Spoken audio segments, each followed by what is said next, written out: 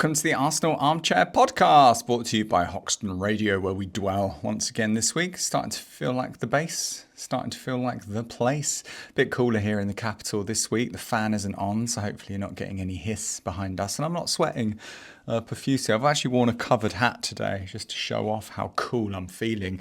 I stepped out of the house and I thought I looked good, but now that I've arrived here in Hackney in East London, I realise I look distinctly average and I haven't worn anything Arsenal. So embarrassing, but I need just a supply here at the studio, don't I? I need a few bits to just have here. I thought my Arsenal hat was here. It's not. Got my bottle. Whatever, we've got the show for you. We've got a full-fledged podcast with a special guest joining us on the line once again today. We're going international and we're travelling forward an hour to Central European time to catch up with the Arsenal Netherlands Supporters Club. We've got Jens on the line with us, talking us through a wee bit about how Holland have got on at the World Cup. I kept that quite brief, and more so about his Arsenal viewing habits, what it's like as a fan in Holland, meeting up with other Arsenal supporters, kind of the experience in the ground, how that compares at like Dutch football to how you can watch here in the UK, and just his general, his favourite players of the season of all time when he first started watching the Arsenal, and the general gist behind the Arsenal Netherlands Supporters Club, who have their own podcast. They publish it weekly, so you can catch Jens and the team doing a bit of punditry, doing a bit of post-match, and just summing up all things Arsenal in Holland. They're kind of closed for this bit of the season, but they'll be back with a bang come August. So in terms of Arsenal news this week, a little bit of transfer stuff. There's a midfielder that plays for Brazil that we're in the market to sign. I don't know how much is in that, so if we sign him, okay, and if we don't, let's just forget all about this. I saw that Leandro Trossard and Yuri Tielemans had a bit of a dust up in the match last night. Belgium beat the team they were playing. Their name escapes me. They were 2-0 down. They managed to claw it back. And Trossard set up the winner. He teed up Yuri Tielemans. So it's kind of good to see them like scrapping it out for a bit, but then embracing towards the end. And with Trossard potentially on a move out of the Arsenal this summer, it's good to see him shining so far. And a good week for the Gooners all in all, with Martinelli coming off the bench for Brazil and turning things on in style. Gabriel also got an assist in that match too. Saka was looking pretty good last night for the England. And all in all, the young Gooners have just been shining, other than Piero Incapie, who managed to get himself sent off. So mixed fortunes for the Gooners, and it's nice that a few of them are coming home already. So while I want England to progress, I do want the Arsenal players to get a bit of a rest. So anyhow, enough of this tripe and this nonsense. Let's get the Arsenal Netherlands Supporters Club on the line to talk a bit of sense in this silly world. Take it away, Jens. Over mountain, over sea, going all the way to the Netherlands today as we welcome Jens Timmer to the studio. How are you, sir? Yeah, I'm very good. Thank you for the invitation, David. Looking amazing in the new shirt, Jens. Yeah, I think it was nice to bring this new home kit to show the Champions badge again. And I'm sure everyone will be proud to see that. So yeah, it's a good one. It's one of our better ones. I mean, I love most of our kits, but I think this one is just absolutely gorgeous. Yeah, so do I. It took a while for me to get used to it. I mean, the colors are quite dark as well, but I'm starting to really like it. How are things for you this summertime then? How's the podcast going during the close season? Yeah, good. So we have a Dutch Arsenal podcast that's been going quite well, and it's been going well for years now. I think we started it like 6-7 years ago, and yeah, it's still going better than ever. Obviously, with the success that we had in the last year, and now we are just enjoying a short break, of course, with the World Cup going on. I don't think I need to explain to you how that's been going for the Netherlands, but yeah, that's a pity. That is a pity. It's you guys always light up the tournaments and bring so much like flair and colour to proceedings. So yeah, it is a bit of a shame that you've been knocked out so early. Yeah, I mean, that's not something that I really expected. A lot of people actually saw us as dark horses for the tournament, especially with the quite impressive defense that we have. But things, yeah, haven't really been going our way. And there's a lot of criticism on our national team coach for playing five at the back against Morocco. What could have been a very special night, but it's over for us already. Is there another team that you're going to support now then that Holland are out? Yeah, I am actually quite a big France fan. So in history, I always went to France with my family. It's basically my normal vacation destination, and the most special memories actually came from 1998. That's when France hosted the World Cup, and they also won the tournament. So yeah, that's been really cool, and that's also when I started to find out about players like Thierry Henry, Emmanuel Petit, of course, and Robert Pires. So that's quite the origin of football for me. So now that we are knocked out, I think that's my second team now. And was it that French connection that drew you to Arsenal, or did you already have a tie to us prior to that? No, it's actually France that also brought me to Arsenal. Yeah, I mean we had Arsene Wenger, Thierry Henry. Those are quite big people in France, of course. And in France, I also got my first Arsenal kit. So my mother bought that on a French market, Brocante, for the French listeners. And that's my first kit, and I basically couldn't stop wearing it. I used it as my pajama, I used it as my sports shirt, to the beach. I mean, it was just everything to me. And that's why I stuck with Arsenal, I guess. And then tell us about the podcast and how it came about, and what kind of inspired it 6 years ago.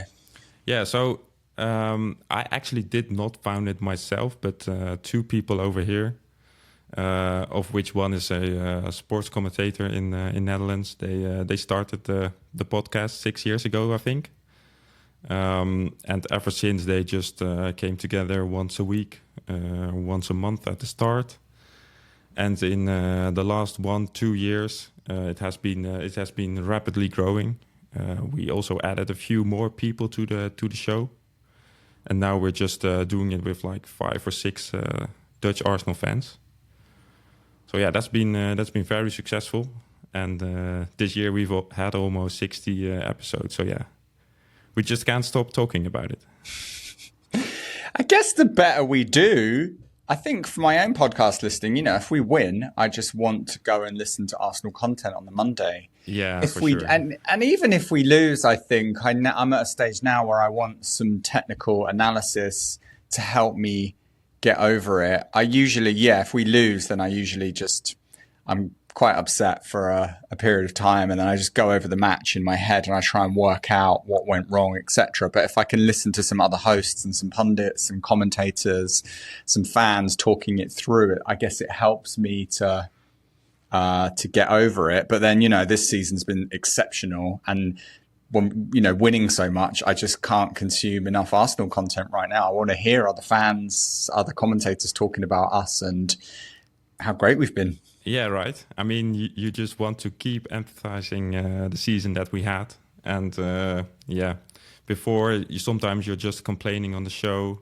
We always refer to it as therapy sessions when we lost. So that, you kind of want someone to talk over it, to put something in perspective. That's also helpful, of course. A podcast can have different meanings, I guess. Do you meet up to watch the matches together? Sometimes, yeah. I think the experience in the Netherlands is quite different than abroad, especially in USA and Canada, I guess. I was listening to your last episode when you talked to someone from New York, and I guess there's really some sort of a sports pub culture that you can have. Watching Premier League games at breakfast or with lunch. And over here, that's quite different. So you have some cafes, some brown cafes in the Netherlands. But for sports, yeah, people don't really watch that together. Only the Dutch league, I guess. But for foreign clubs, it's a bit more difficult. So that's something that we've really been trying to organize with our Dutch supporters club and with the podcast. That there are watch events so that we can come together with like 45, 50, 60 people. And yeah, try to establish something like that over here. Whereabouts are you based, Jens? Utrecht. So that's in the middle of the country. That's quite convenient when you're trying to bring as many people over. And it's more of a cafe culture. I mean, I've only been to Amsterdam. I don't remember watching too much sport when I was there. And I suppose when you travel as like an English fan, you just see Irish pubs, which then look like an English pub. That's what I see that, most places I go in the world, I see an Irish pub that basically just looks like the pub back home. And here it's all about ordering beers from the bar, standing around, finding a seat if you can, and then chatting with your friends. And then if there's sport on, then it's just that is the social place to be is in the pub. But you're saying in Holland it's geared up like if Holland are playing right now in the World Cup, are there more people coming to the pub to watch together? Oh yeah. So for a national team, I guess it's quite different, of course. Then all the cafes are completely full and everyone is in orange. I mean that's quite typical for Dutch people. But yeah, sports, Premier League especially, that's really hard to find here. And then what about if it was a top match in the Eredivisie, like, I don't know, Ajax Feyenoord? Would that draw a big pub crowd? Yeah, in Amsterdam, I guess so. Yeah, in Rotterdam as well. But when you're going to smaller places, it's really difficult to find a match there. And that's also how I didn't really know how many Arsenal fans there are in the Netherlands. I mean, it really is one of the biggest clubs, one of the most famous foreign clubs over here. But yes, sometimes it's hard to find other fans, and most recently, that's obviously a bit more easy. We touched on like our recent success. I saw a post this morning or from yesterday that was like, this time last month. I think it was this time last month that the parade happened. So, North London was just crazy with fans, and everyone's like very fond of, what's been happening over the last couple of weeks and months. If we rewind many years, I guess, when a famous Dutchman signed for Arsenal in the mid-90s, it was a time that I think our football club changed, massively. We suddenly had this international feel that we'd not had before. And we suddenly had this superstar that played mesmeric football that we'd not seen before. Super Dennis Bergkamp, just all kinds of love for Dennis. Yeah, I have. I mean, it's been, I think it's my first idol, Dennis Bergkamp. Actually, one of my teachers had the last name Bergkamp, so I always thought she was a sister or the mother or a niece. I was like 6 or 7 years old, and I kept asking her, "Do you know Dennis? Do you know Dennis?" Obviously, she didn't. But she was a nice teacher, and that's also, I kind of thought, okay, then Dennis Bergkamp must also be a fun guy to be around, and more importantly, he was just very, very good. He had very good ball control. I think people always think about dribbling or getting past people when they think about ball control. But Dennis Bergkamp, his first touch was just top notch. Every first touch was just perfect, so clean.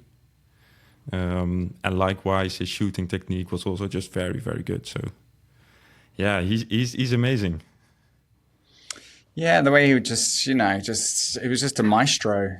The way he played, he really conducted us as an attacking force, and very humble as a player, like really keen to involve and set up anyone else on the team, probably more so than trying to score something himself. He was always there for the team, a real, solid player in all respects.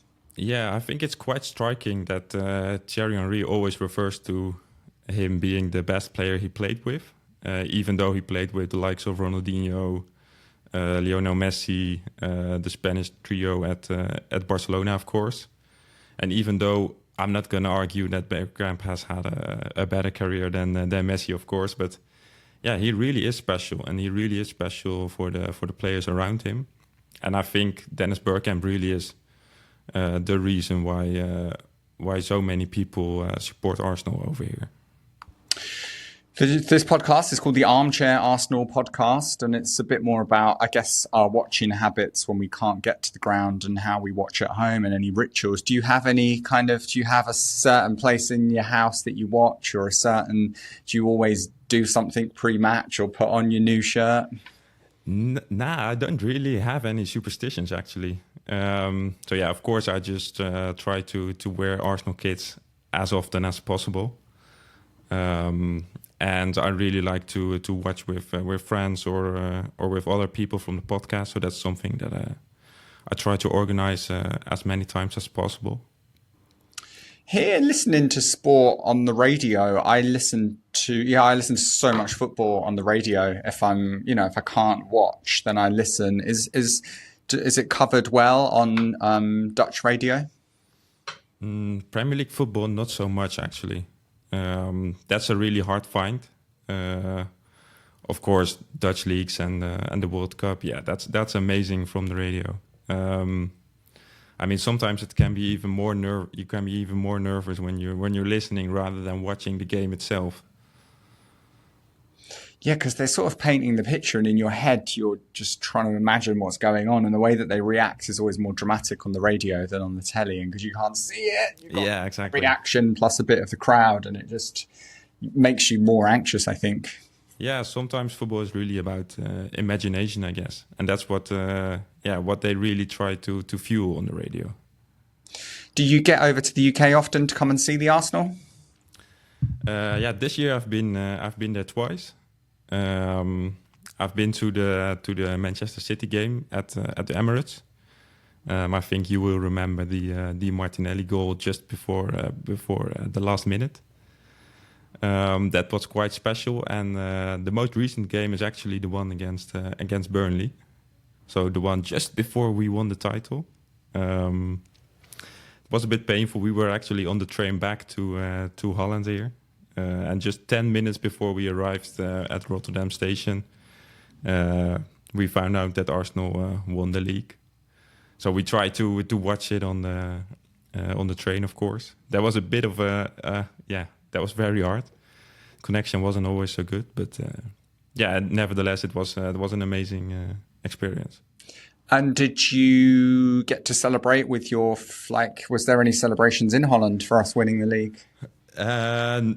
Yeah, I mean, people didn't really gather, but on the train it was obviously a very big party. Yeah. Yeah, because it was quite unexpected. I don't know. I wasn't expecting us. I was not expecting that to happen. It was all so very impromptu. And perhaps that made it even sweeter because we were just not expecting the City to slip up and kind of gift it to us right towards the end there. And I guess the unexpected nature of it just made it perhaps even sweeter. Yeah, I can relate to that very well. So obviously, if I knew, then I would have been there one day longer. I mean, I've seen the pictures, I've seen the videos, the streets of North London, they looked absolutely magnificent. I really wish I was there. Very jealous on everyone that was there. But yeah, I think it was even better because we just didn't expect it. So people just didn't know what to do. I mean, it was the first title since so long. And then, you just want to go on the street. You just want to find people that are like-minded and enjoy what you were hoping for quite a while. So it must be even rarer where you are if you see someone wearing an Arsenal shirt. If you just see someone in the street, that must be quite a surprise. Yeah. And then you obviously have an instant connection. I mean, it's always fun when you see someone with an Arsenal kit tapping their badge or just waving or trying to find a connection with you. That's really fun. Yeah, I don't live far from the ground now. I live pretty close, but I live far enough away that, not everyone is wearing an Arsenal shirt. If you go to Highbury or around Arsenal today, around Finsbury Park, if you tried to wave at everyone wearing an Arsenal shirt, you'd be exhausted. But I live just about far enough away that if I see someone, I can give them a bit of, and I just love that connection, especially, I think now we're probably all wearing our shirts a bit more than before. And I haven't had this feeling for years. Last time we won it, I was a young lad, so it's a fun feeling to just go out in my shirt again. I've kind of forgotten all of this, and it's enjoyable. Thoughts for the season ahead? What you thinking for us as champions? Well, yeah, I mean, I have just one very big wish, and that is winning the Champions League now. I think that's also one of my first memories when we actually lost our Champions League final against Barcelona. I remember crying in front of the TV, just hoping that we one day will get back to where we belong and win our first European Champions League trophy. So that is something that I'm really hoping for, but it's also the most difficult one to achieve, I guess. Where do we need to strengthen, Jens, in order to be able to get it across the line? Boy, yeah, I'm just hoping for something in attack, really. I think we made our first good addition in Gyökeres as a striker. He had a bit of a slow start, but he's been getting up to speed now, and that striker position is quite well covered with both Havertz and Gyökeres now. So I think it's time for our left wing position to really be strengthened. And then I think, you really have some extra firepower in attack.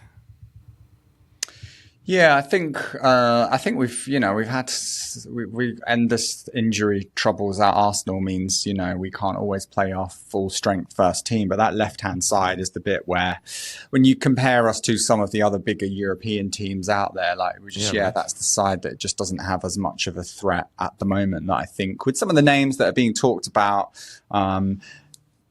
Trossard and Martinelli are both having pretty good World Cups as well. So hopefully that can increase their value. So if either of them are on the market for a move somewhere, then hopefully we can recoup some good money from either of them.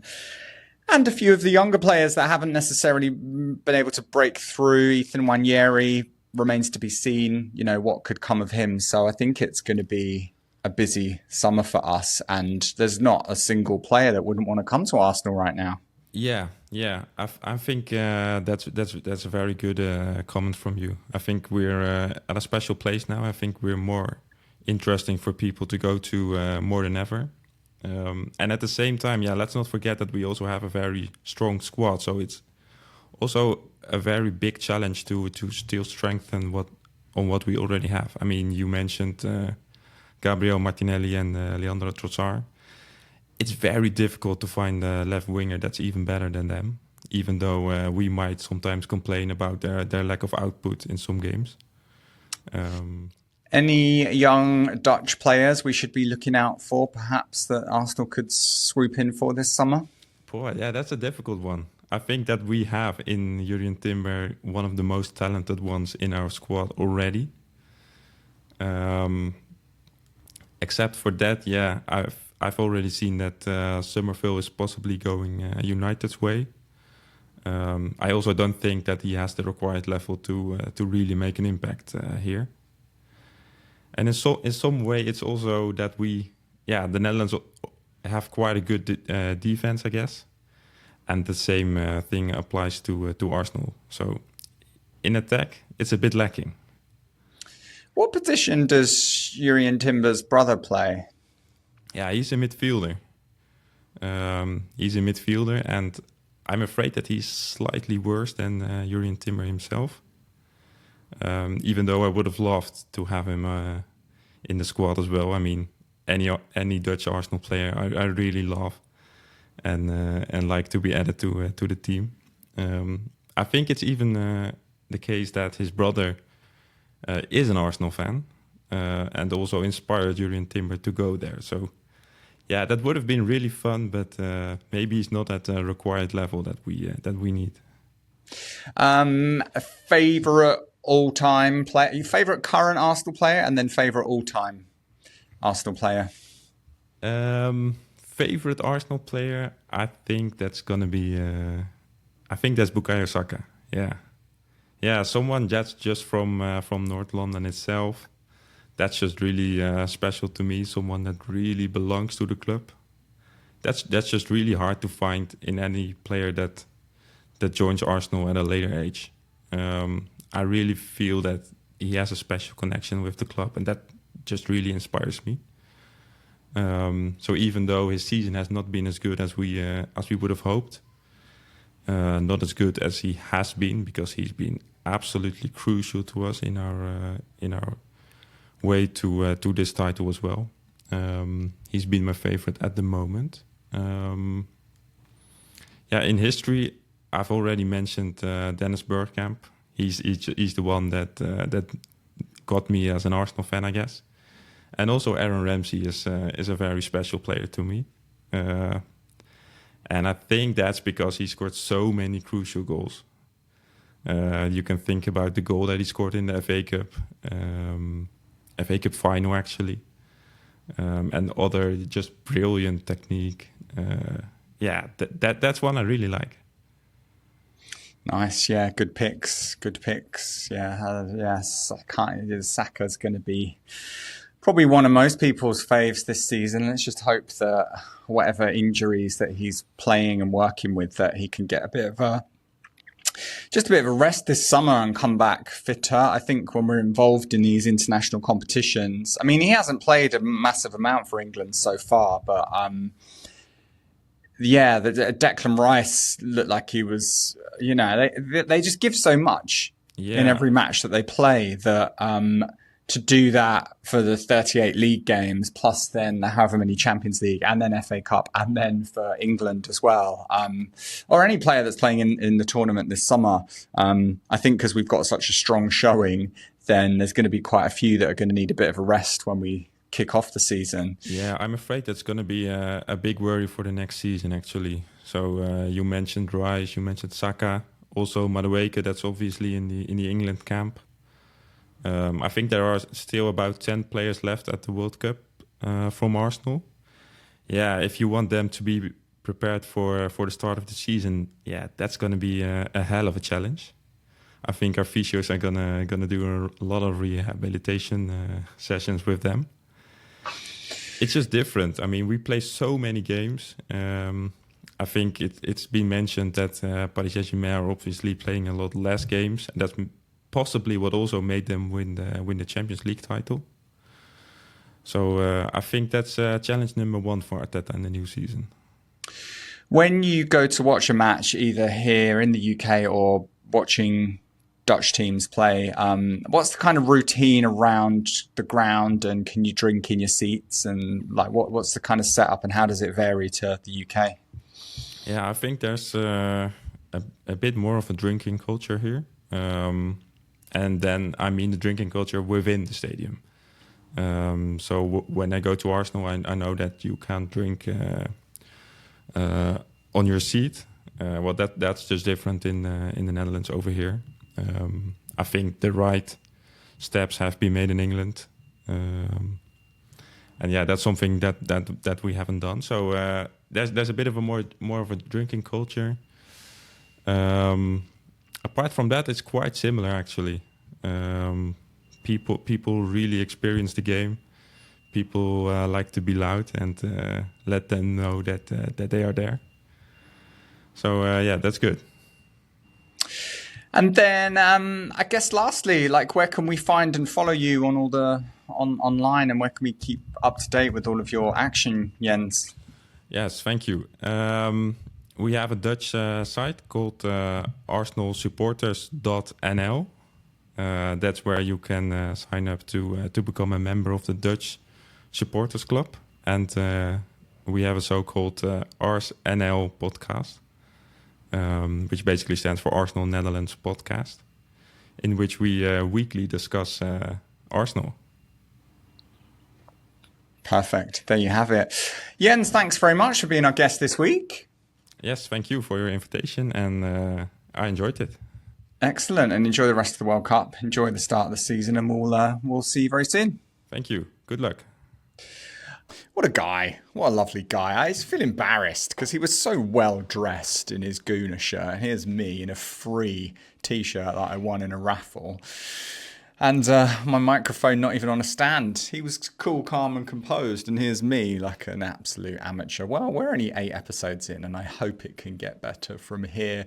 If you're looking to get tickets, they've been emailing me for all sorts of stuff, like the pre-season friendlies against Como and the other ones are up for grabs now. If it's Friday where you're viewing this, then Coventry tickets will go to the ballot today. So if you're a red member or above, you can probably start to get in for that. That's all I can see in the calendar from the Arsenal right now. We've got an away match as well that they're trying to tell me. They started to put when to do things in my calendar, which I really enjoy. Arsenal v Coventry, tickets on sale, midday, Friday the 3rd. If you're a red member, get in the ballot in the next 48 hours.